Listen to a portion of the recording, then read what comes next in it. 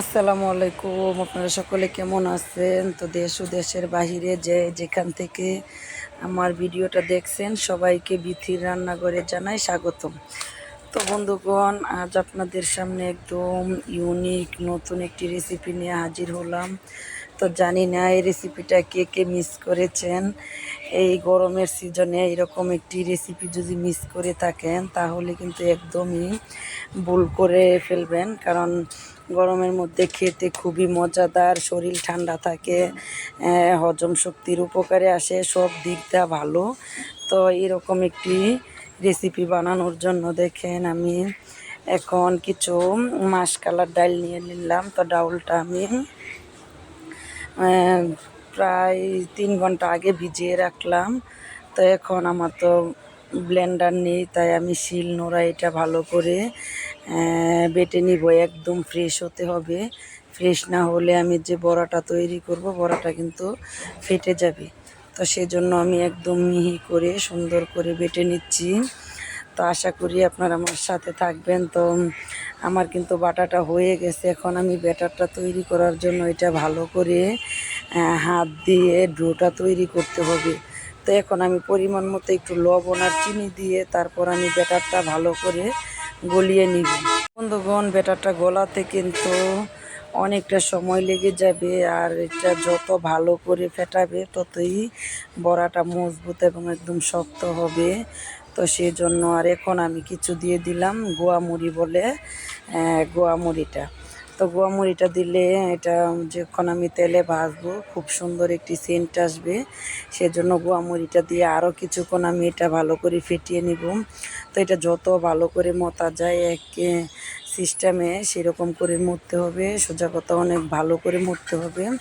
তা না হলে এটা কিন্তু হবে না, বড়াটা আঠালো হবে না, সেজন্য আর ফুলবে না। ফোলার জন্য এটা ভালো করে ডোটা তৈরি করে নিতে হবে। তো আমি এক মতে আমার আন্দাজ মতে আমি এটা ভালো করে মিক্স করে নিতেছি। তো আমি যেভাবে মিক্স করছি আমার ভিডিওটা কিন্তু একটু বড় হয়ে যাবে অন্য দিনের তুলনায়। তো কিছু মনে করবেন না, যদি একটু স্টেপ না দেখায় তাহলে রেসিপিটা তৈরি করার কিছুই বুঝবেন না, যার কারণে ভিডিওটা একটু বড় হয়ে গেছে। প্লিজ সবাই ক্ষমার দৃষ্টিতে দেখবেন আর ভালোবেসে অবশ্যই আমার ভিডিওটা ফুল দেখে নেবেন। তো দেখেন এখন মাসাল্লা দিলে আমার এটা হয়ে গেছে ফেটানো। আমি খুব ভালো করে ডোটা তৈরি করে নিয়েছি। তো এখন আমি 30 মিনিটের জন্য এটা ঢেকে নিব। 30 মিনিট পর আমি এটা চুলায় যায় সুন্দর করে বড়াটা তৈরি করে ফেলবো। তো ফিরে এলাম 30 মিনিট পর। আমি কড়াইতে সাদা তেল দিয়ে দিলাম। তো এখন সুন্দর করে গোল গোল করে ছোট করে আমি বড়াগুলো দিয়ে দিব। তো দেখেন কত সুন্দর করে চুলার মধ্যে জাল ধরেছে। আর আঁচটা কিন্তু একদম অল্প রাখতে হবে, বেশি জাল দিলে কিন্তু ভিতর থেকে কাঁচা থাকবে, উপর থেকে এটা নাল হয়ে যাবে। সেজন্য এটা জালটা এক আন্দাজ মতো রাখতে হবে, মিডিয়াম আঁচ। তো আমি কিন্তু মিডিয়াম আঁচে আস্তে আস্তে আমি এটা ভেজে নিচ্ছি। জাল ভুলেও বাড়ানো যাবে না, তাহলে কিন্তু উপরটা ফেটে যাবে, ভিতরটা হবে না। তো সেই জন্য আমি যেই নিয়মে দিতেছি একই নিয়মে বড়াটা দিয়ে সুন্দর করে সবগুলো আমি এইভাবে ভেজে নিব। তো এই রেসিপিটা তৈরি করতে কিন্তু অনেকটা সময়ের ব্যাপার। আমার প্রায় লেগে গেছে 3 ঘন্টা সময়। তো আপনাদের ওই রকমই লেগে যাবে, কারণ তাছাড়া সম্ভব না, এটা অনেক কষ্টের একটা জিনিস। তো দামি দামি হোটেলে গিয়ে এই রেসিপিটা খেতে কিন্তু অনেক টাকা খরচ হয়। একদম ইউনিক একটা রেসিপি। বাহিরের মানুষে হয়তো এই রেসিপিটা একটু বেশি খায়, আমাদের বাংলাদেশের মানুষ একটু কমই পছন্দ করে। তো আমি আজকে করে নিলাম, ভীষণ স্বাদ। না খেলে কিন্তু আফসোস থাকবে, খেলে কিন্তু এটা একদম ভালো লাগবে। তো সেই জন্য আমি রেসিপিটা তৈরি করার জন্য আমি বড়াগুলো একটু উল্টে পাল্টে দিলাম। দেখতেই পাচ্ছেন আমার বড়াটা কেমন কালার হয়েছে। মাশাল্লাহ দিলে প্রায় হয়ে গেছে। এখন আমি একে একে তেল ঝরিয়ে নামিয়ে নেব। তো চুলার আঁচ কিন্তু আমি তেমন বাড়াই নাই, শুধু একটা লাকড়ি দিয়ে দিছি। তো দেখেন আমার টিস্যুর মধ্যে আমি বড়াগুলো নামাইতেছি যেন তেলটা টিস্যু খেয়ে ফেলে। দেখেন তেলে কিন্তু এটা ভিজে গেছে, এটার মধ্যে একদমই তেল থাকা যাবে না, সেই জন্য আমি টিস্যু দিছি। তো আপনারাও কিন্তু টিস্যুর মধ্যে রাখবেন, টিস্যু না থাকলে ভালো সুতি কাপড়ের মধ্যে রাখবেন পরিষ্কার, যেন তেলগুলো কাপড়ে কিংবা টিস্যুও টেনে ফেলে। তো এখন আমি আরেকটা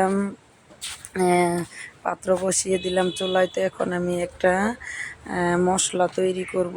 তো প্রথম সামান্য একটু সাদা তেল দিয়ে দিলাম গোটা ধনিয়া দেওয়ার পরে এখন আবার সুন্দর করে দিয়ে দিব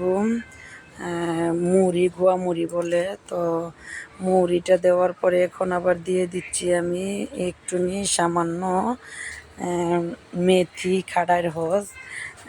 তো এইগুলো দিয়ে একটু নাড়াচাড়া করে সুন্দর একটা সেন্ট আসবে। তো এখন দিয়ে দিলাম কিছু ধনিয়া পাতা। তো এটা থেকে যখন খুব সুন্দর একটা ঘ্রাণ আসবে তখন আমি এটা জলের মধ্যে ভিজিয়ে দিব, পানির মধ্যে। তো দেখতে থাকুন, এটা হালকা আছে কিন্তু নাড়াচাড়া করতে হবে।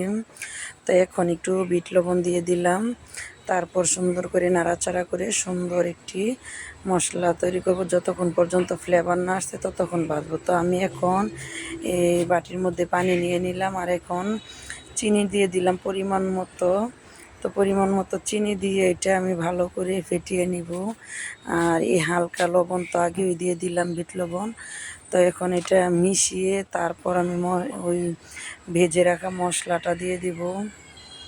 তো এটা কিন্তু গলাতে হবে, আমার যতটুকু সম্ভব আমি গলিয়ে নিয়েছি। তো এখন আমি বড়াগুলো কিন্তু তেলটা ঝরিয়ে টিস্যুর মধ্যে এখন আমি ডুবো পানিতে ভিজিয়ে রাখতেছি।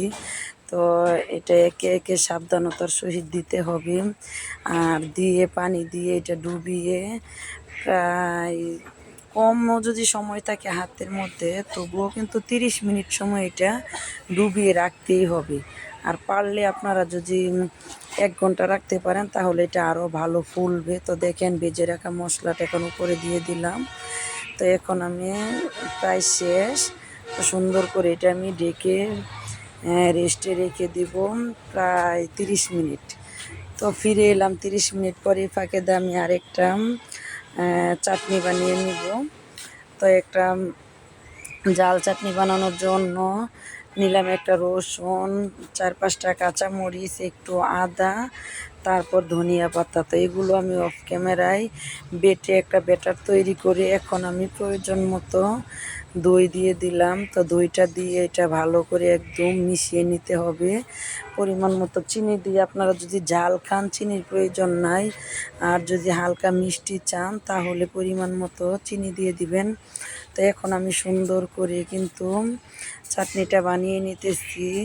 এই সসটা ছাড়া কিন্তু এটা খাওয়া যাবে না, যেহেতু এটা বানাইতেছি আমি দই বড়া, সেজন্য এই সসটা অবশ্যই প্রয়োজন, জাল সস। তো আমার মেয়ে মিষ্টি খায়, সেজন্য আমি একটু মিষ্টি দিয়ে দিলাম, এখানে একটু বিট লবণ দিয়ে দিলাম।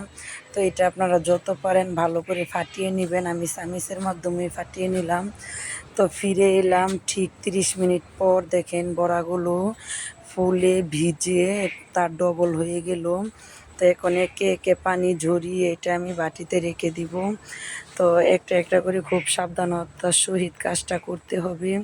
তো দেখেন মাশাল্লাহ দিলে আমি সবগুলো বড়া এখন পানি থেকে উঠিয়ে ফেললাম। তো এখন পানি থেকে উঠানোর পরে আমি সুন্দর করে আবার কিছু মশলা গুঁড়ো করে নিতেছি। তো মশলার মধ্যে ছিল 2টা শুকনো মরিচ, তারপর হলো এই যে গোয়া মরিচ, ধনিয়া, আস্ত ধনিয়া, গোটা জিরে, আর ছিল লাস্টে দিছিলাম আমাদের এলাকায় বলে খাটার সজ। তো সেটা দিয়ে দিছি, দিয়ে সুন্দর করে হালকা ভেজে এখন এটা ফাঁকি করে নিতেছি। এটা দই বড়ার উপরে দিলে ভালো স্বাদ হয়। তো এখন আমি এখানে দই দিয়ে দিতেছি, এটা ভালো করে একটা ক্রিম তৈরি করতে হবে, না হলে তো দই বড়াটা হবে না। তো আমি এখন আমার প্রয়োজন মতো আমি দই নিয়ে নিতেছি, যতটুকু প্রয়োজন। তো আমার আর বেশি লাগবে না, একটু দই হয়ে যাবে। এখন দিয়ে দিব একটা বরফের গোলা। তো বরফের গোলাটা দিলে দই থেকে আর পানিটা ছাড়বে না, সেজন্য আপনারা অবশ্যই বরফ দিতে চেষ্টা করবেন। বরফ না দিলে কিন্তু ক্রিমটা থেকে পানি ছাড়ার সম্ভাবনা থাকতে পারে, সেজন্য অবশ্যই বরফটা দেওয়ার চেষ্টা করবেন। এই রেসিপিটা তৈরি করলে আগে থেকেই ফ্রিজে।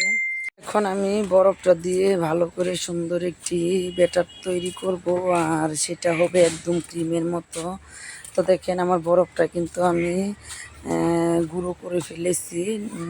তো গুঁড়ো করে এখন এটা এরকম করে ফেটাতে হবে, যত ফেটাবেন তত ক্রিমটা ভালো আসবে, একদম গাঢ় হয়ে যাবে। এটা কিন্তু না ফেটাইলে হবে না, সেজন্য আমি আমার মন মতো দিয়ে দিলাম। তো ফেটানোর পরে এখন আমি জল পানি থেকে যে বড়াগুলো উঠিয়ে ফেলেছিলাম সেই বড়াগুলো এখন ডুবিয়ে দিতেছি। তো পানি কিন্তু একদম জড়া হয়েছে, আমি আগেই পানি থেকে উঠিয়ে ফেলছি 10 মিনিট আগে।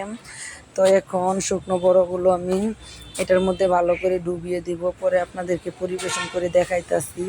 তো দই বড়াটা মাসাল্লা দিলে খাওয়ার পরে ভয়েস দিছি, খুবই স্বাদ ছিল, অনেক ভালো লাগছে আলহামদুলিল্লাহ। বাসায় যদি কোনো মেহমান আসে আর সাথে যদি দই বড়ার নাস্তাটা দেন, তাহলে আপনার প্রশংসায় পঞ্চমুখ করে ফেলবে, আর অবশ্যই বাধ্য হবে যে অন্য রেসিপি রেখে আগে এটা খাওয়ার জন্য। তো এইরকম স্বাদ হয়েছে। এই রেস্টুরেন্টে কিন্তু এরকম অরিজিনাল ঘরোয়ার মতো জিনিস দিয়ে বানায় না, ওখানে কিন্তু অনেক ধরনের মেডিসিন থাকে। আমি একদম ঘরোয়া মশলা দিয়ে নিজের হাতে দই বড়াটা তৈরি করলাম। তো আপনাদেরকে আমি পরিবেশন করেও দেখাইতেছি, দেখেন কতটা সুন্দর হয়েছে আলহামদুলিল্লাহ। খেতে কিন্তু ভীষণ স্বাদ ছিল। তো এখন যে বয়েস দিতেছি তারপরও আবার জিভে জল এসে গেছে দেখে, মাশাল্লাহ খুব সুন্দর হয়েছে। তো অবশ্যই আপনারা রেসিপিটা একদিন তৈরি করে দেখবেন, না খেলে কিন্তু এই গরম সিজনে অবশ্যই একটা আফসোস থেকে যাবে। আর আমার ভিডিওটা আপু ভাইয়ারা অবশ্যই যারা দেখবেন দেশ ও দেশের বাহিরে, প্লিজ আপনারা ফুল ওয়াচ করবেন। আর যারা ফুল না দেখবেন আমার চরম ক্ষতি হয়ে যাবে আপু ভাইয়ারা, কোনো লাভ হবে না। আর অবশ্যই মনি চ্যানেল যেহেতু বিজ্ঞাপন সহ ভিডিওটা ফুল ওয়াচ করবেন, বিজ্ঞাপন না দেখলে বিজ্ঞাপন কেটে ফেললেও আমার কোনো লাভ হবে না। সেই জন্য আমাকে ভালোবেসে একটি লাইক দিবেন, আপনাদের একটি লাইকে ইউটিউব আমার ভিডিওটা আরও 10 জায়গায় নিয়ে যাবে।